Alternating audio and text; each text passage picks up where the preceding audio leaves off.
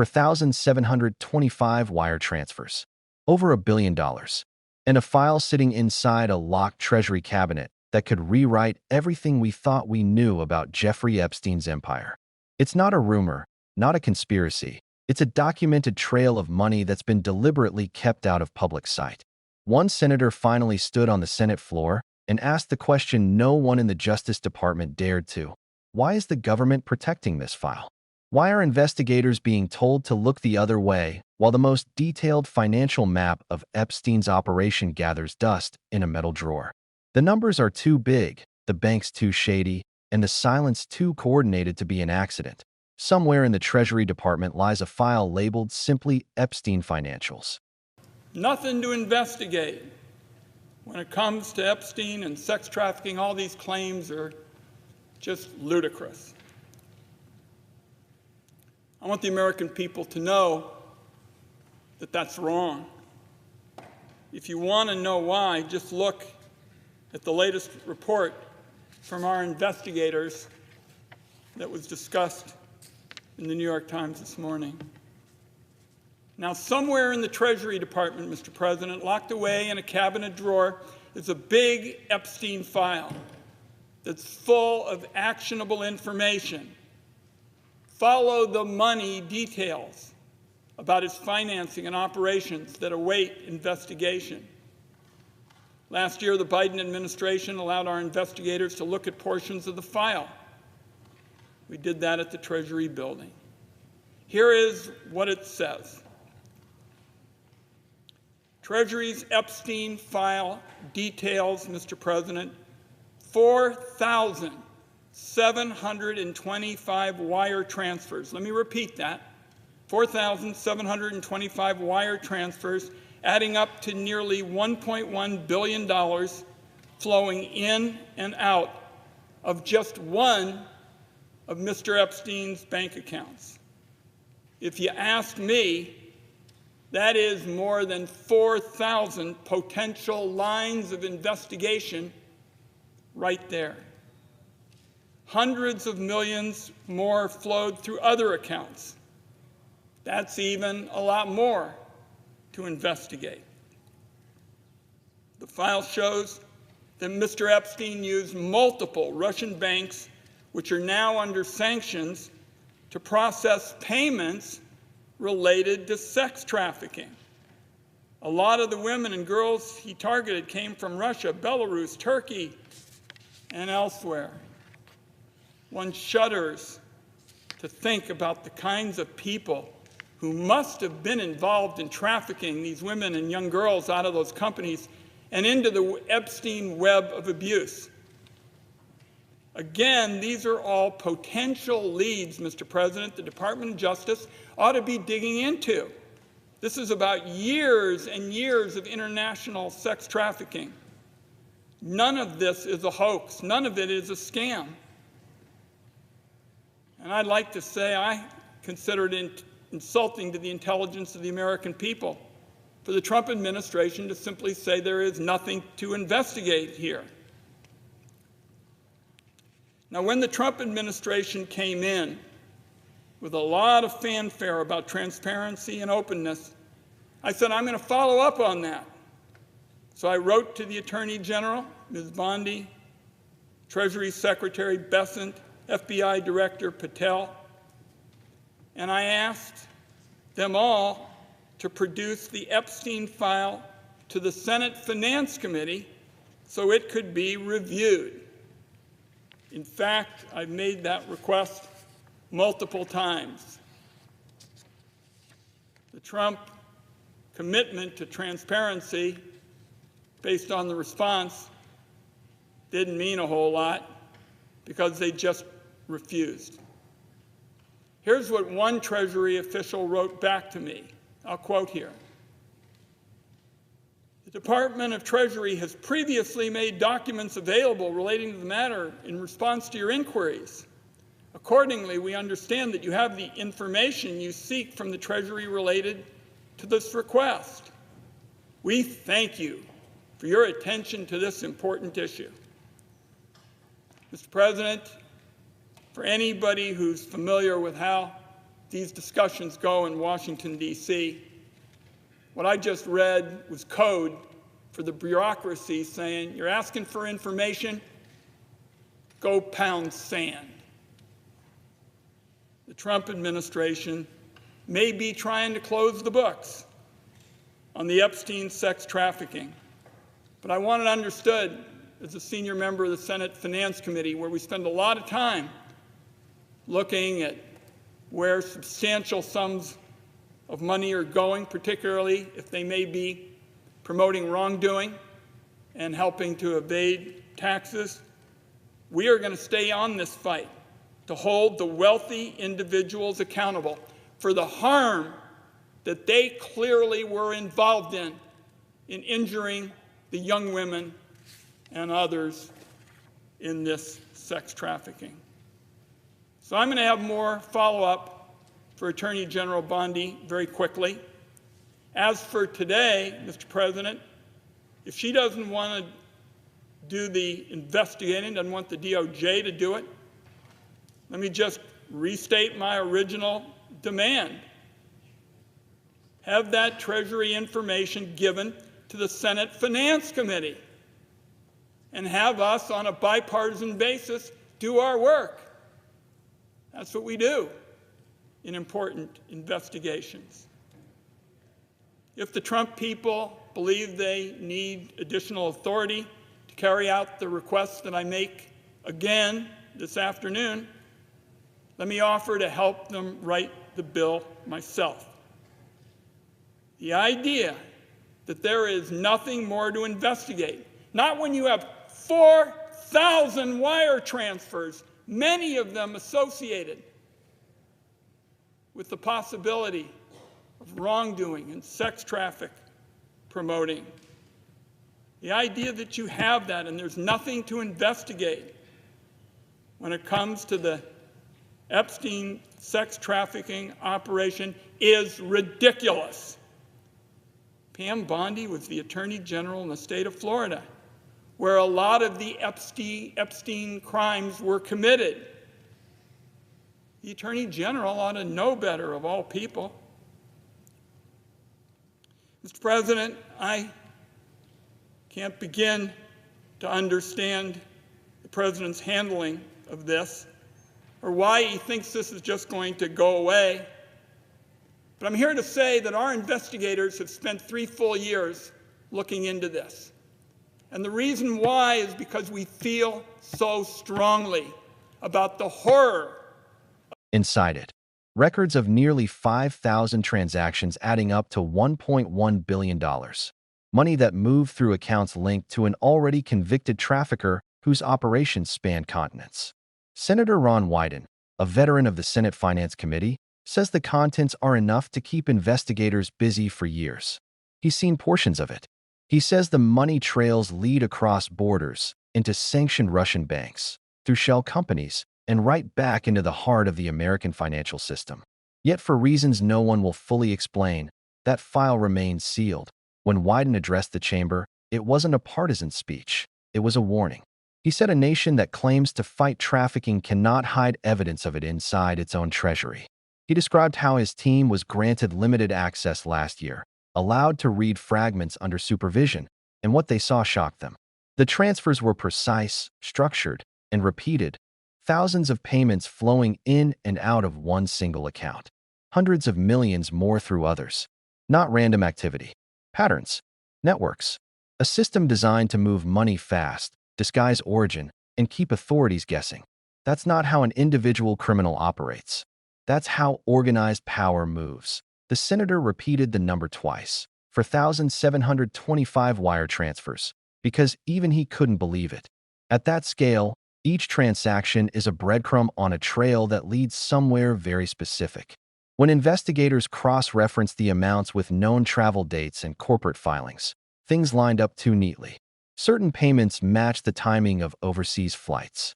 Others aligned with corporate registrations in foreign havens. And buried inside, multiple transfers originated from institutions that have since been blacklisted for money laundering. Among those institutions, Russian banks now under sanctions. According to the Treasury snippets Wyden's team reviewed, Epstein used them to process payments related to trafficking activity. Victims who later came forward had backgrounds from Russia, Belarus, and Turkey, the same regions tied to those banks. It paints a picture bigger than one man's predatory behavior. It suggests a network of enablers and intermediaries that operated with international reach.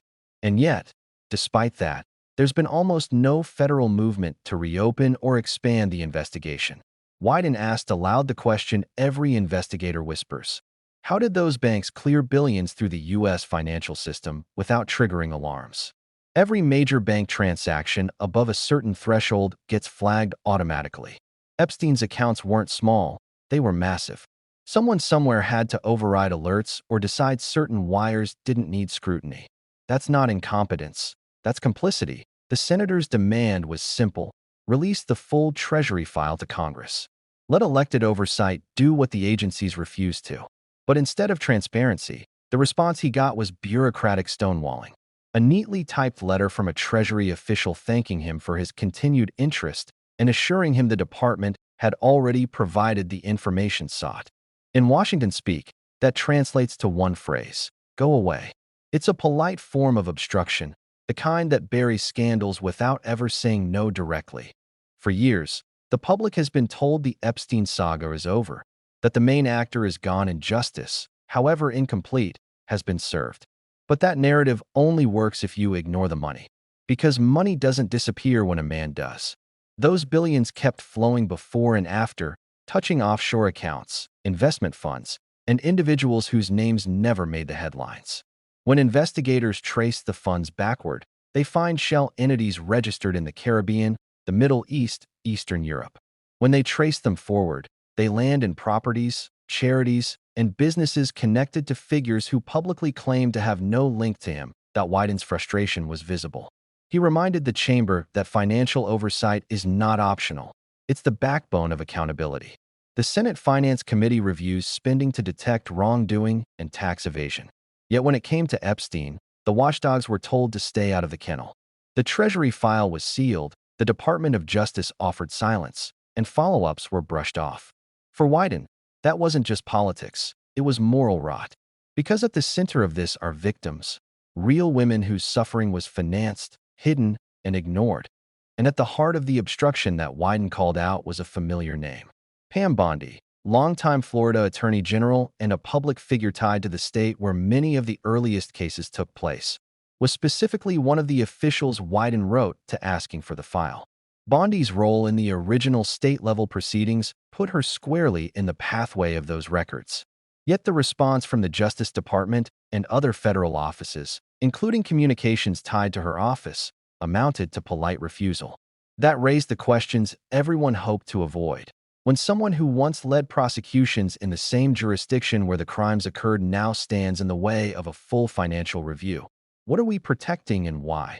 The senator pointed out something that should terrify anyone who believes in checks and balances. If a sitting senator with subpoena power can't get access to a file proving financial crimes tied to trafficking, what chance does an ordinary citizen have? The system isn't broken. It's working exactly as designed, shielding the powerful while punishing the powerless. That's why this isn't just about one name or one scandal. It's about how wealth and influence warp justice. Consider the geography of those transactions again: Russia, Belarus, Turkey, countries where organized criminal networks and corrupt banks thrive. The overlap between trafficking routes and financial pipelines isn't coincidence, it's infrastructure. These are corridors of exploitation built to convert human suffering into profit. Every wire transfer is a digital footprint of that exchange. Someone received that money. Someone approved those payments. Someone is still out there. Wyden's speech was both meticulous and emotional. He called the ongoing silence an insult to the intelligence of the American people. He said pretending there's nothing left to investigate when you have 4,000 suspicious transfers is beyond absurd. And he's right. Because when you strip away the politics, the math alone tells the story. Billions can't vanish without assistance. That assistance, whether bureaucratic, financial, or deliberate, keeps the truth buried. That he even offered a solution. If the Justice Department won't investigate, Congress will. He proposed giving his committee authority to analyze the Treasury data themselves, to cross-match it with tax records, corporate filings, and foreign bank disclosures. He even offered to draft the legislation personally. That's not grandstanding. That's desperation. A lawmaker forced to legislate his own access because the agencies meant to serve transparency are serving silence instead, and the silence isn't harmless. While officials argue over jurisdiction, survivors watch the system fail them again. Some of those women have testified, some have written letters, but many have vanished into anonymity, forced to relive their trauma every time another promise of justice collapses. When government departments treat trafficking data like a state secret, they aren't protecting victims. They're protecting perpetrators. The speech didn't end with applause. It ended with a challenge. Wyden looked straight into the chamber and said, "When you follow the money, you follow the truth." He wasn't being poetic. He was describing the one trail that can't be erased. The Epstein file isn't just a ledger, it's a map. Each transaction a marker pointing toward a person, a company, or a government willing to look away. And until that map is made public, we can't pretend the story is over. What makes this so dangerous is what it implies about power itself. If billions in suspicious funds connected to trafficking can sit inside Treasury servers without investigation, then transparency in America is selective. We live in a system where secrecy is purchased, accountability is negotiable, and victims are collateral damage. Even after the senator's speech, the mainstream coverage barely scratched the surface. A few outlets mentioned the numbers: 4,725 transfers, $1.1 billion, but not the context. Not the foreign links, not the sanctioned banks, not the institutional indifference. It's easier to label it historic data than to admit it exposes a living network. But networks don't end when headlines fade. They adapt, they rebrand, they keep operating until someone stops them. For investigators who've seen similar cases, the pattern is familiar. Financial systems get used to sanitize criminal proceeds under the guise of legitimate trade. Shell companies in Cyprus or the Caymans send funds to trusts in New York or London. From there, it's real estate, art, crypto, clean money. When Wyden says he's seen actionable information, that's what he means. Not speculation, not gossip. Spreadsheets, account numbers, transfer IDs, the digital fingerprints of a global crime. And still, the agencies stall. The excuse is always ongoing review, classified data, jurisdictional constraints. Words that mean nothing but delay. In the meantime, those who profited remain untouchable. Some may even sit on boards or hold diplomatic passports. That's how deeply financial corruption burrows into governance. It makes the gatekeepers part of the gate itself. That Wyden's persistence has made him enemies. Within certain circles, pushing too hard on Epstein's finances is seen as political suicide. But he's not backing down. 3 years of requests, follow-ups, and public appeals have turned this into a moral crusade. Because if this file stays hidden, it tells every future trafficker the same thing. Get rich enough, and justice runs out of jurisdiction. He closed his remarks by calling this what it is: evil. Real, documented, systemic evil. Not abstract, not metaphorical. Money used to purchase the lives of women and girls, funneled through respectable institutions, blessed by silence. And then, perhaps most hauntingly, he said, nobody gets to sweep that under the rug. That sentence hung in the chamber like smoke. Because deep down, everyone knew he was right. No country can claim moral authority while suppressing evidence of its own complicity. No department can call itself a guardian of justice while locking away proof of exploitation. The numbers are there. The transfers happened. The victims exist. The only missing piece is the will to confront it. And that's where we come in. This isn't a story for history books. It's unfolding now. That Treasury file is still locked. Those transactions still traceable. The question is whether enough public pressure will force them into the light. Because the truth doesn't vanish when it's hidden. It festers. If you've listened this far, you already know how rare it is to hear someone inside government speak with this kind of urgency. Most people avoid this topic because it threatens careers. But silence only benefits the guilty. That's why platforms like this matter. Because public awareness is the one thing money can't fully control. Here's what you can do right now. Don't let this vanish into the noise. Share this video so more people understand what's at stake. Hit like if you believe that sunlight is still the best disinfectant. Subscribe and turn on notifications because we're going to keep following this trail wherever it leads. Drop a comment telling your representatives, release the Treasury file. No redactions, no summaries, no excuses. The American people paid for that investigation. They deserve to see what's inside.